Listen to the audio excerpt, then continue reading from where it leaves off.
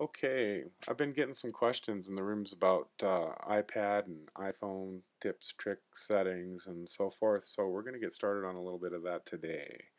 And what we're going to talk about first is settings. And what I want to talk about first is what I'm going to consider to be the ideal settings for the beginner or the intermediate.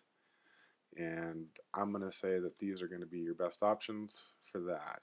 If you're a beginner or intermediate, you're going to want to go with the fixed control pad, and metric is optional. It's really not a big deal if you choose to use that or not. It doesn't change how the game plays at all, it just changes what the gauges say. So it really isn't a big deal. You do what you want with that. But the important part for a beginner or intermediate is to use the fixed control pad. And what that's going to end up doing for you is giving you a setup that looks like this on in game. And if you're using the default settings still, all you have is this up and down arrow. And that gives you absolutely no rudder, helps you make no turns whatsoever. And as far as I'm concerned, turns you into a flying brick. So you're going to want to change to these settings as quickly as possible. And you'll find that you're instantly better at the game. And essentially what you've got is left, right, and up, down. Simple as that. You got your turbo. There's also a technique that you can use where you put your thumb on this button, and that's going to give you full speed, which is going to end up here. And then what you do is you pull your index finger around in touch here simultaneously, this button, and you're going to actually get full speed, right in here. And everybody always wonders how I fly so dang fast. Well, that's it. That's my little trick for flying fast. That's what you do. And you can also do that on Mac. It's not a big deal. You can do it on iPhone. It's easy no matter where you do it. So another little trick here is to link your guns. I think most people are smart enough to do that. However, I was dumb enough to use this as my fire button, and I always had trouble with my guns unlinking. And then I discovered that you really don't have to touch it here. You just touch it here. You can touch it up here. Touch it here, you can touch it here. It really doesn't matter. It's still linked, so it's all going to work together. So link them and then fire from down here is what I recommend. So that's your best bet. And then after you get good with these settings and you get comfortable, and I always recommend when you make adjustments and changes to your game and how you're going to play, to practice in single player mode for a little bit first before you take it into an open room, because I'll tell you, you guys already know those rooms are full of killers and they're going to kill you. So your next best settings, or your optimum settings in my opinion, for the advanced player is going to be these. You go with the simulator, you go with the metric, again that's optional, and the sensitivity, we've already discussed that. I've backed mine off a little bit because I'm not flying as much on iPad.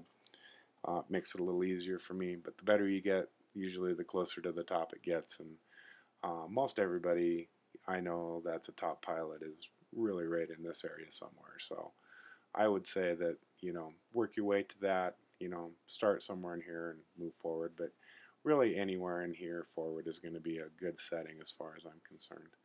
But this is a good look right here at what your basic iPad or iOS, iPhone settings would be for you guys, in my opinion. Now let me give you an idea of what that looks like on the screen.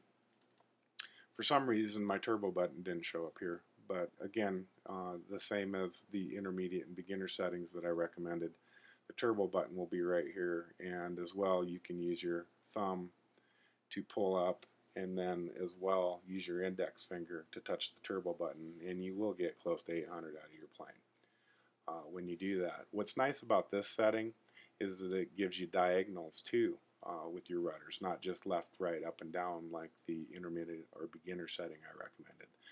It's a little bit to get used to. I used to have trouble with my thumb sliding off of it, and all of a sudden I'm a flying brick, waiting to be shot, trying to figure out why my plane isn't doing what I want it to. Well, my thumb slipped off. So it takes a little bit to get used to this, but when you do, I think you will find that this is the ideal settings.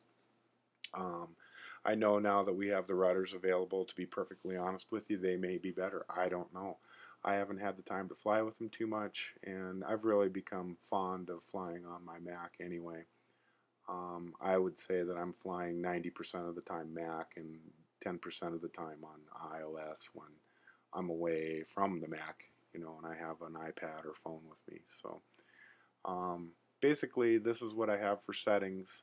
I'm going to be doing some more tutorials on firing and fragging and blowing people out of the sky, and some ideas and concepts on that.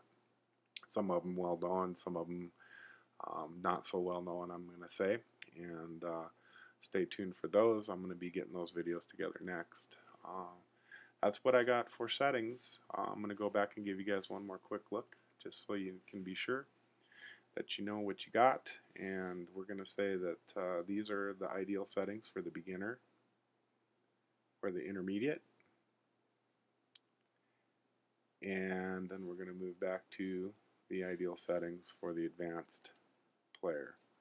Again, this is for iPhone and iPad players. One other interesting side note, when you're connecting the games together, if you're playing on multiple devices, your settings stay the same. So when I'm playing on iPhone, I have to unclick this, and then when I go back onto Mac, I click it again, because I like my settings one way in one game, and I like my settings the other way on the iPad. So there's always constant little adjustments to be made. These aren't ideal. These aren't perfect. Like I said, the rudders may be better. I don't know. So you'll have to be the decider of that. But this is what I fly with on iPad, and this was good enough to take me a long ways.